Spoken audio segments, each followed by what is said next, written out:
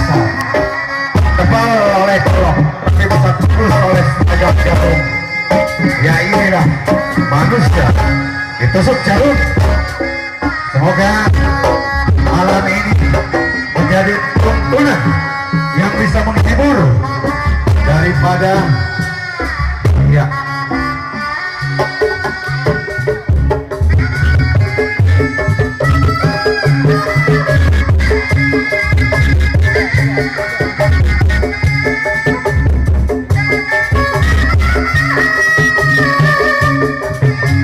Sekali lagi kepada adik-adik ini yang di rumah, ini hanyalah bagian daripada permainan yang dijalankan secara profesional.